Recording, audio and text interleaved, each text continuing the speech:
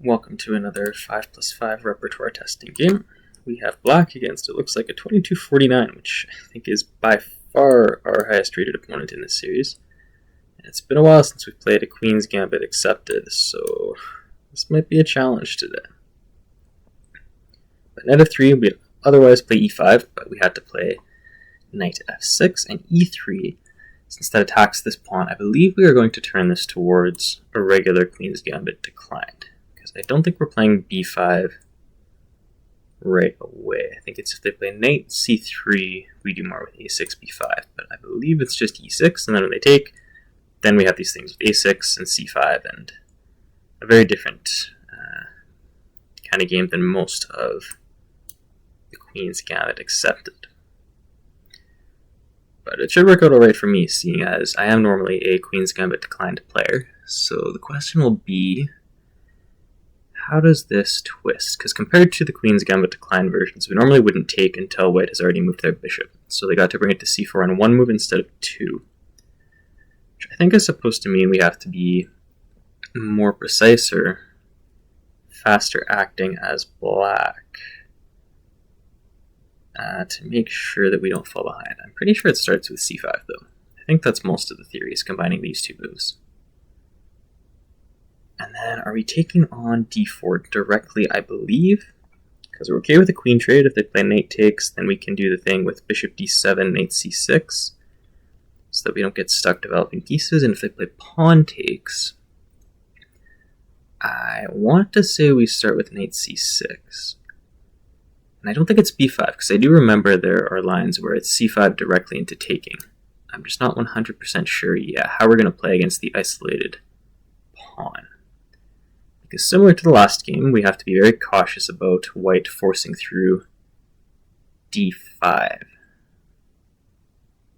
And I'm not convinced I have played this into the right place, because that looks like it could be a concern already. I could just sit with bishop e7, make sure I castle first, and I think we're okay.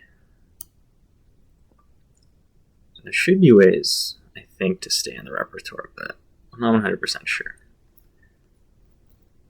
5+5 isn't a ton of time to think it through. So trying to process this. Queen e2, I think they would like to play rook d1. But we can definitely castle right away, and that'll be okay. Bishop g5. And I'm wondering if we want to play b5. I feel like we do, because if we get to play bishop b7 and get more control of d5, that should be a very good thing. Knight c6. We would threaten to take the pawn. There's no pins because we'd be attacking their queen or their knight with check. But I think we're going to go with the b5 direction, make them retreat their bishop.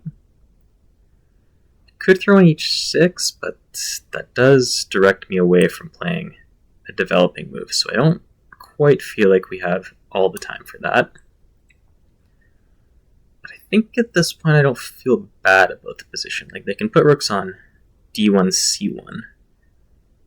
But if we can play like knight d7, maybe queen b6. I was thinking about knight d5, but I'm not sure if it's well timed.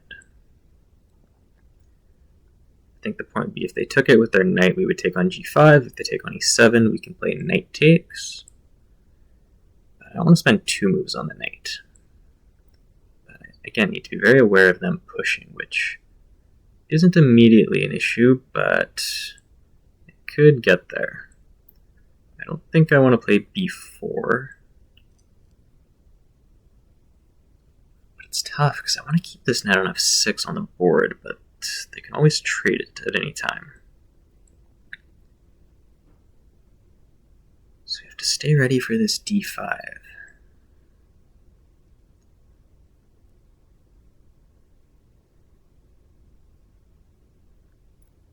Maybe I will play knight d5.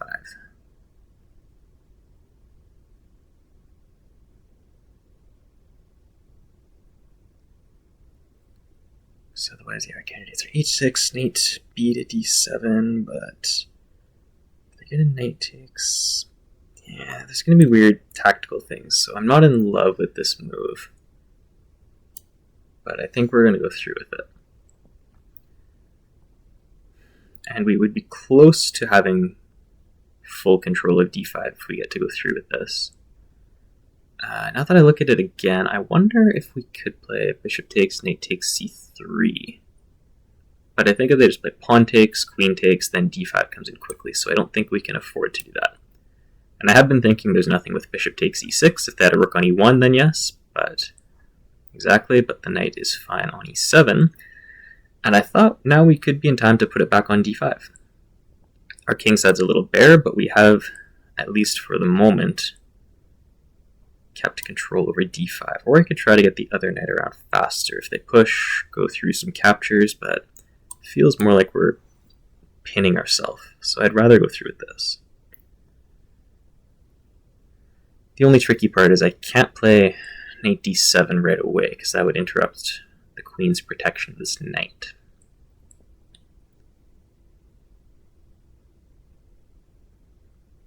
But they aren't in position to attack me right away. I don't know if I would hate taking on c3. I might be okay with that. Something like takes, queen f6, just get my queen away from all of white's firepower. And I still will need one more move to develop my queen side. But it shouldn't be too urgent, I feel. I mean, I'll definitely have to make sure it doesn't become critical, but I don't think it is yet.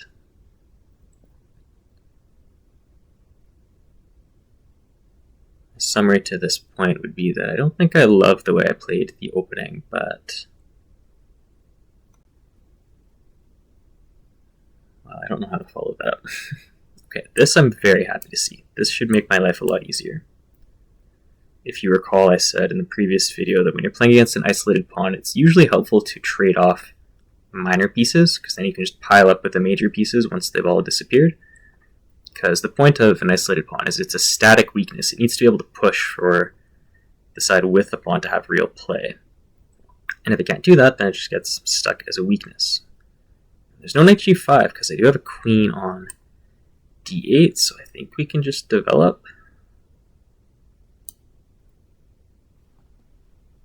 They could play an 85 anyways, and I'm not sure what way I would like to trade. But there's a good chance we get into some kind of equal rook endgame, where I will have to be careful that I am not the one with passive rooks.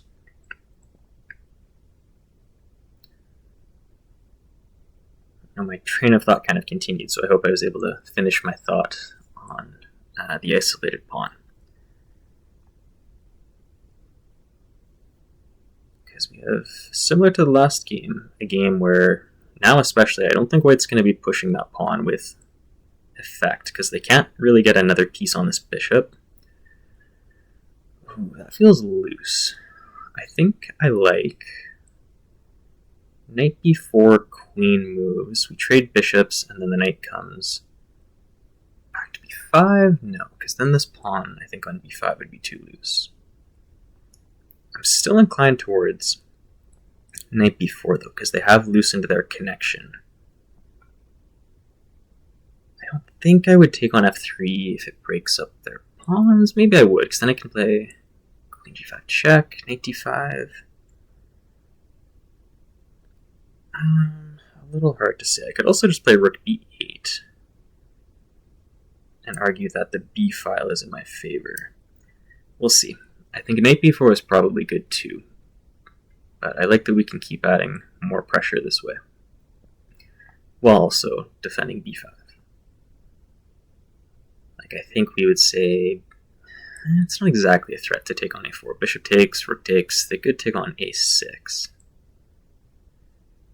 But they'll have to be more careful about, like, a bishop takes b3, lining up their queen. I don't know. I'd like my position better if I had another minute, but as usual. Okay, so they threaten mate. I don't think that gives us a lot of choice. But does that just help me play knight b4 next? Like, even here, I think I should probably play it right away. And then grab that bishop, and then I think rook takes b5 so that we're not blocking up the rook. Like, there's no in-between queen moves that I can see. So we can guarantee the capture of this bishop. Even rook takes was probably fine, just that then they have a chance potentially to do something to avoid this.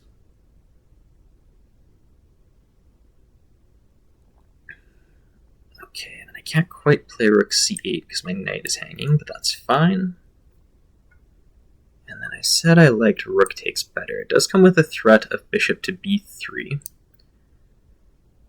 And whether I plant a piece on that square or just try to pile up on the b file, I think I am quite happy.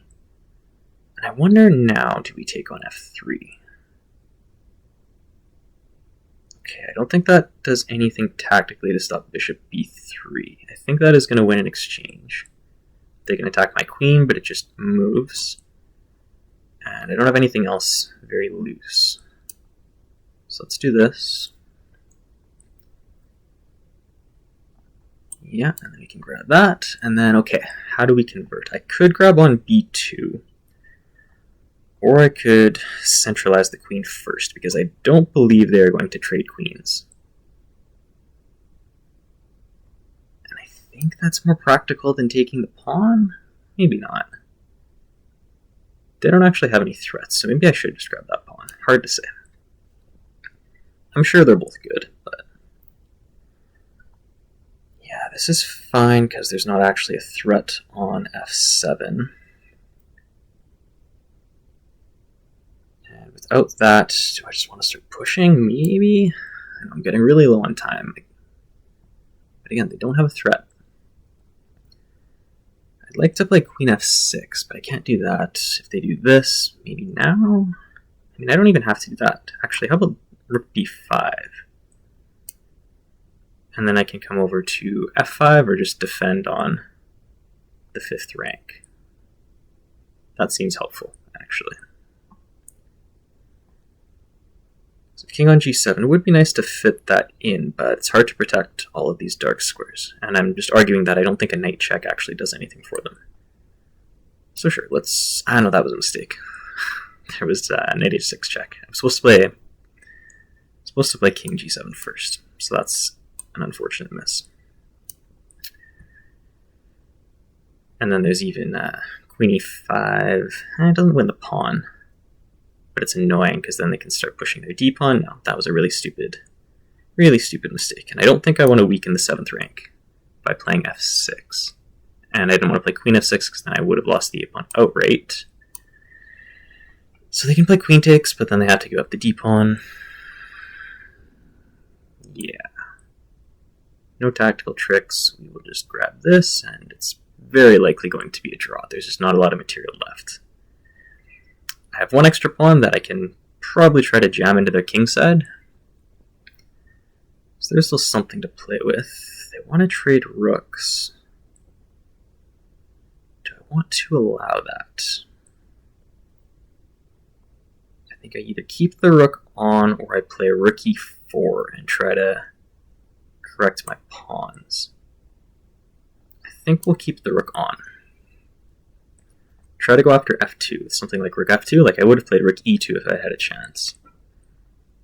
And my queen covers the long diagonal, so there's no checks. And we'll keep trying to win. Maybe queen d8, so I wasn't blocking the rook, I don't know. Okay, well they really want to trade. I don't know that I'll ultimately be able to stop them, unfortunately. I don't think I can really hide my queen somewhere. But we'll try for another moment. Maybe queen a6. I could still play queen e2. I don't know. Maybe you can see somewhere I can hide the queen, but... I mean, queen c8, they can't attack it, but I can't really move either of my queen or my rook, because there'd always be queen e8 check if they just stay doubled. So yeah, I don't think I'm actually going to be able to avoid this, but...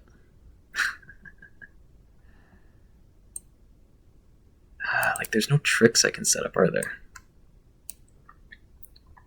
I don't think so. I think we might have to trade queens and then just go into a rook endgame and see what happens there, but okay. Don't think a check really helps, so let's just start with our own king.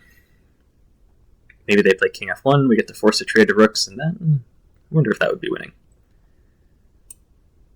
Keep going with the king. I can do this. Same thing. Maybe they do something weird, like king comes up, they might get mated, they don't want to block with the rook either. We would normally like to play h5 and h4, which I can't do straight away. But I can imagine like rook f4, give a check. If they let me walk my king up to g3, but I might not be able to force that. Maybe I can play rook h1. I think king h2 is probably smart. Yeah.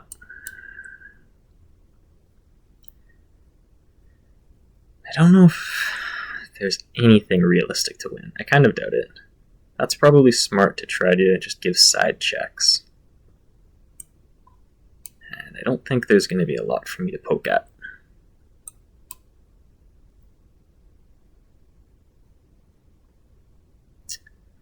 Yeah, because I don't think I really want to play f4. Like, what would my pawn actually be doing if I did that? I might need to work up to f6 and g5, but let's try it now in their rook. If it comes to e7, I can attack it, as opposed to a distant check. Downside of pushing a pawn like this is always that it opens up your king. It loses its shelter, but again, this is the point, is they have to move their rook somewhere instead of giving another check. But yeah, if they do something like this, I mean, I guess I can push, but then my rook maybe gets stuck on the 4th rank. I don't know. This is asking quite a bit, but I think it is very, very low risk. So we'll keep trying for a little longer.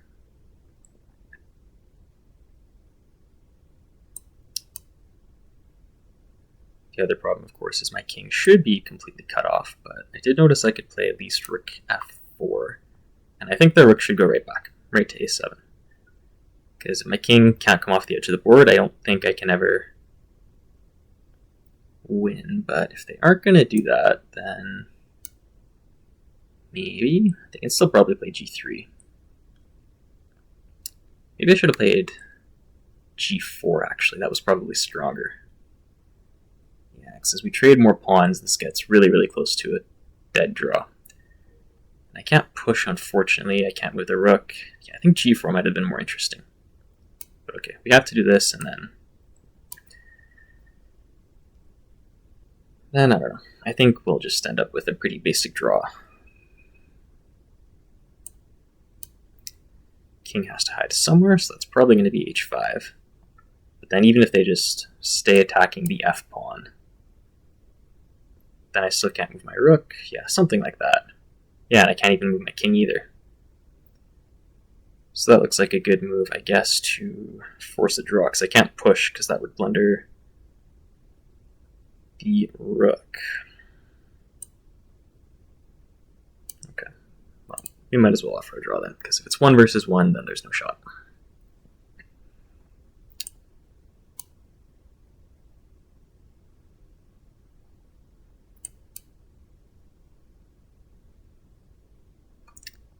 And I, at least, am confident in not losing this rook endgame. Like, the rook just creates a barrier for their king, and there's literally nothing that white can try. So they're just asking even more than I was, I think.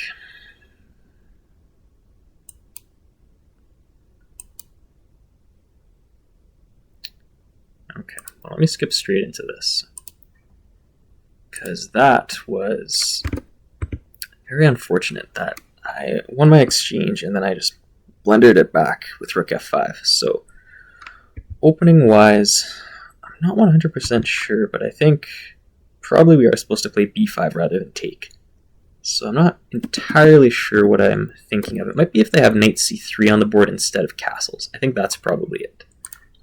Where, let's say here, if we go knight c3, c5, and then we're more inclined to take here. Maybe even that's specific, like if they play a4, we can't play b5, then we can take here. I suspect that's probably what I had in mind. That looks more familiar, actually, to the model game with Carlsen and Ivanchuk, because they were able to use b4, and that's partly because the pawn's already pushed to a4. And then after that, I mean, for whatever this low depth is worth, yeah, it looks like we made our small mistake there. And knight d5 blunders a piece somehow. What did I miss with that? Because I thought something taking on d5. I'm always taking on g5. So why is bishop takes d5? Oh, because I lose the ability to come back and take with the knight. And then, yeah, I do just walk into this pin on the e file. Okay, yeah, I was not careful about that at all. But they missed that. And then we, yeah, just ended up being better. So I'll come back through this again. Wait, sorry, knight takes c2 also isn't correct, because we should take on f3 first. And then if they play pawn takes, it was supposed to be something with queen g5. What is going on here? But then, yeah, I did end up being winning until it's just a complete draw once I blundered it back, but okay. So, e6, bishop takes c4. So a6, I believe, is correct if we switch to our queen's gambit accepted, which was knight f3, knight f6, e3, e6 takes... I know, okay, it is normally c5 first, or at least that's how we train it, but they should be mostly interchangeable. Like if white plays knight c3, you play a6, and if if they castle, you also play a6. So in both cases, yeah, we do get to play the exact same position here. And then they played knight c3, is that right? Yes, and then I took on d4, but I was supposed to just play b5, yeah. Bishop goes back, and I was thinking of the cases, yeah, where we trade queens, king takes, king comes back to e7, if you recall those particular lines. But yeah, that's just our takeaway here, is I wasn't supposed to take, I was supposed to play b5, and yes, it is for a4, as I just said, that because we don't have b5, we can switch to playing c takes, and then knight c6, and just work towards castling. Okay. So we did not do that. We got into a little bit of trouble, which turned into potentially quite a bit of trouble by the looks of it.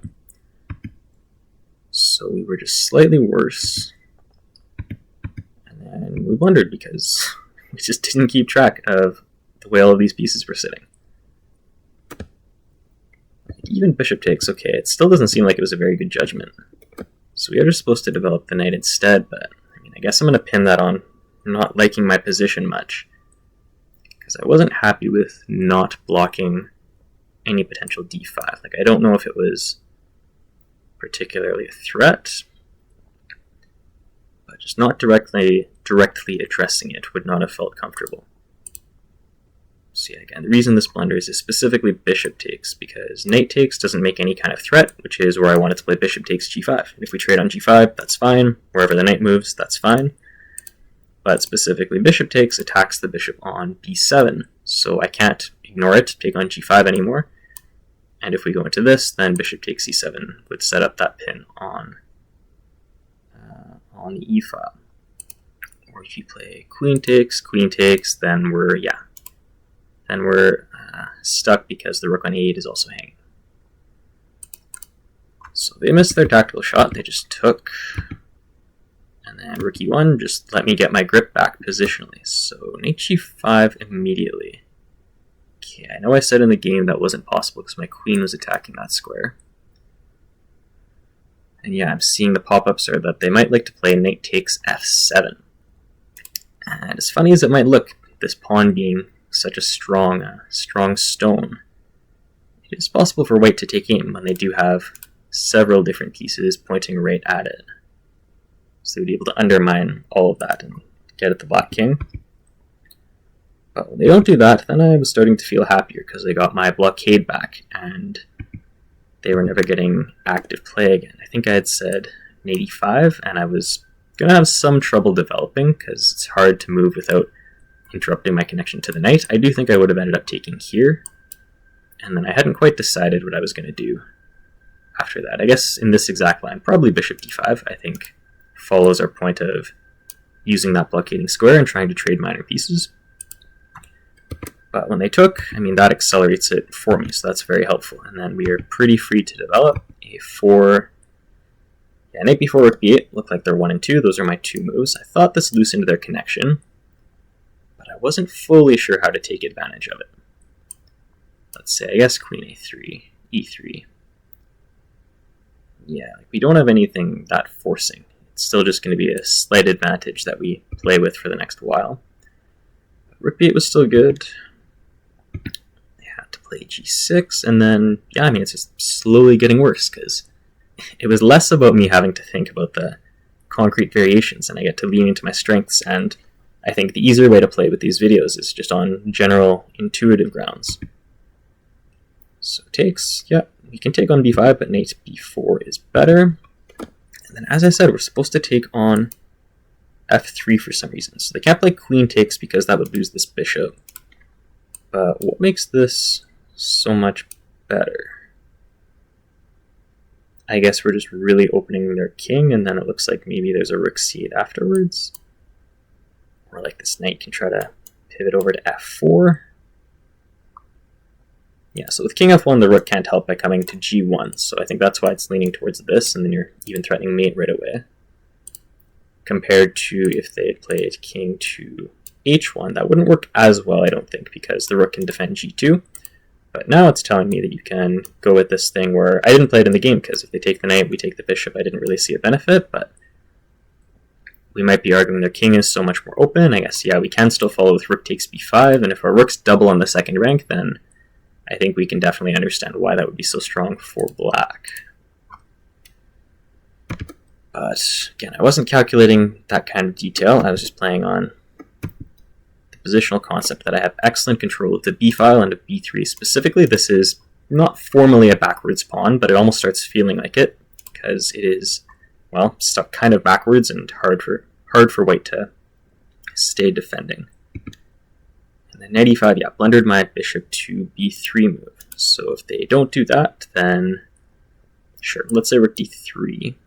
I was thinking piling up on the b file. I might have just played queen b6. It is interesting to consider bishop takes f3 anyways, try to go after the d4 pawn directly. Queen a5 is another way to activate. Yeah, if they don't play rook d3, like let's say maybe rook c1 even, then I was wondering about using b3, which doesn't look like it's showing up as a top move here. But queen b6 as a good fallback works, and I know there's still this bishop takes f3 supposed to be really good. So maybe that's what they were thinking more about, is they just didn't want me to take that knight, but that did blunder material straight up. And yeah, in retrospect, I don't know if I wish I had played queen d5. Probably. I think it would have been helpful. So they play the same queen f4. I mean, the way I played it in the game, right, was bringing this rook back and then across. I mean, I could just probably do it with my queen, although on the other hand, maybe if we had done this, maybe I would have played queen f5 and blundered a queen. That would have been a lot worse. So, I don't know. But yeah, like, objectively it's fine. We just need to be a little careful about stalling their knight and queen pressure. But like, objectively it's not anything. Yeah, in retrospect, okay, queen g5 is a lot more obvious. Now that the rook is protecting it, it covers all of our squares. If they avoid a queen trade, we can kick the knight safely with h5, tuck the king in, bring the other rook out, and I think that makes very easy progress. So, yeah. Up material, trade queens. Of course I was aware of that. I just didn't notice that queen g5 was a good way to try to do that here. I think more realistically, I probably would have played king g7. If they give one check, it's fine. We can just go back. Not to h8. What's the big difference there? Oh, okay. If we go to h8, they can play knight f6. And if we play queen takes, then we get mated. So the only move to not get mated is rook h5, and you have to give back the rook. That's funny. So you do have to play king g8, and then this isn't a big deal because your rook is protected. Okay, that's funny. But anyways, rook f5 blunders that, and then doesn't look like there was anything I could have done realistically to push this further. I'm up a pawn, but it's such a bad pawn. Maybe I could have tried the queen endgame, but I felt like my prospects would always have been better if I got to keep both queen and rook on the board. Like, this is trying to make a passed pawn when pawns are all on the same side like this. Well, that's kind of why the doubled extra pawn is not very valuable, because it's so hard to use it as if it is a real extra pawn. And then, yeah, just shuffling around trying to avoid a queen trade, and I don't think there's much else to add after that. I think there was the one moment I said I could have tried g4. It's not even, I think, that instructive for me to try to say, what should you do in this endgame, because wasn't ever very critical. I did mention a couple points, like here, for example, if they just keep this rook here, I think that's even easier than letting my king ever come off the edge of the board. But then I said I could have tried g4. But I guess there is king g3 right back. Yeah, I was thinking if they played g3, of course, that blunders f3. And h4 didn't actually stop g3, and then we just got kind of stuck. So there really wasn't anything to play for, I think, at any point in this endgame. And I will give them credit for rook f6. It's kind of a zugzwang that I'm forced to give back that pawn. Okay, so takeaways for this game, we'd have to come back to this opening, where, yeah, we get this knight f3, e3. We do play this more like a queen's gambit declined, with pawn on e6. Some combination of a6 and c5 is completely fine, just that we are supposed to play directly with b5, it looks like, when we can. So I missed that, and that got me into a little bit of trouble. Could have been bigger trouble, but I played it pretty well once my opponent gave me my stability that I so desired. And then, yeah, I just blundered back, unfortunately, so I wasn't able to win. Okay, we will leave it there then. Thank you for watching our Queen's Gambit Accepted video. We'll see you for another game soon.